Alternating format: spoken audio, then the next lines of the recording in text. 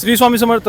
तर आता आपण अक्कलकोटमधून गाणगापूरला जातोय. अक्कलकोटचे सर्व व्हिडिओ बनवून झालेले आहेत आणि अक्कलकोटची सिरीज ही आपल्या यूट्यूबवरती आलेली आहे, तुम्ही पाहू शकता. खूप छान सिरीज आहे, त्यावरती पूर्ण इन्फॉर्मेशन दिलेली आहे, म्हणजे कुठं मी राहिलोय, कुठं मुक्काम केलंय, नाश्ता जेवण वगैरे कोणती सोय आहे, हे सर्व माहिती मी दिलेली आहे. आणि रिक्षावर हा डायलॉग खूप छान लिहिलेला आहे, स्वामी मार्ग देतात माणूस कारणे देतो. हे एकदम बरोबर आहे. तर चला आपण याच रिक्षामध्ये जातोय अक्कलकोटच्या बस स्टॉपला आणि तिथून गाणगापूरला जातोय. तर चला तर आपला प्रवास सुरू होतो.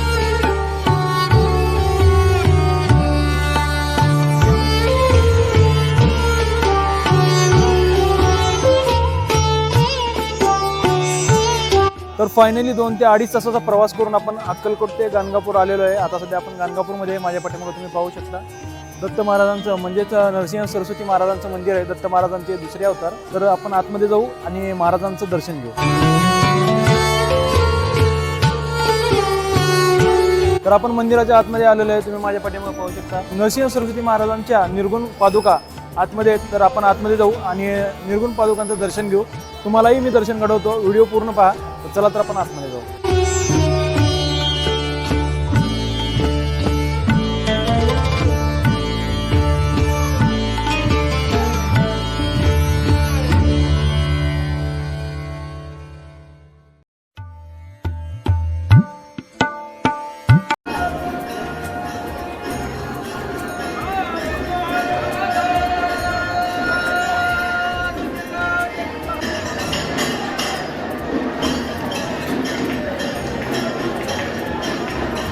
तर दत्त महाराजांचं दर्शन झालंय आणि दत्त महाराजांची जी पुजारी आहेत त्यांची पण आपली भेट झाली. तर आता आपण जातोय संगमकडे. संगम पण तुम्हाला दाखवून देतो आणि तिथे स्वामी भक्त दत्तभक्त येतात आणि पारायण पण करतात, तेही तुम्हाला दाखवून देतो.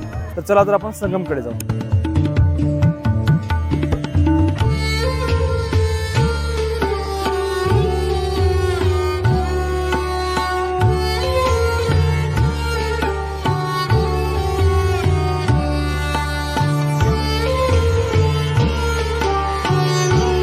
तर आता आपण संगमवरती आलेलो आहे. भीमा आणि अमरजा या 2 नद्यांचं संगम आहे आणि भरपूर पाणी जास्त आहे. मी गेल्या वेळेस आलो होतो, पूर्ण पाणी कमी होतं तिथपर्यंत होतं, पण आता पाण्याचा फ्लो जास्त आहे. तर आतमधला पण व्हिडिओ तुम्ही पाहिला असेल. गुरुचरित्र पारायण वगैरे भरपूर लोक करत होते आणि असं म्हणतात नदीकाठी आणि इथे पारायण केल्याने, गुरुचरित्र पठण केल्याने तुम्हाला कितीतरी पटीने जास्ती पुण्य प्राप्त होतं. तर तुम्हीही इथं आला असाल किंवा गुरुचरित्र पारायण पठण केला असेल तर कमेंटमध्ये नक्की कळवा. आणि जर करायची इच्छा असेल तरीही तुम्ही गुरुदेव दत्त श्री स्वामी समर्थ लिहू शकता. नक्कीच स्वामी आणि दत्त महाराज तुमची इच्छा पूर्ण करतील. उद्याचा व्हिडिओ आपला मदुराईचा असेल, भेटू आपण नेक्स्ट व्हिडिओमध्ये. श्री स्वामी समर्थ. जय जय स्वामी समर्थ.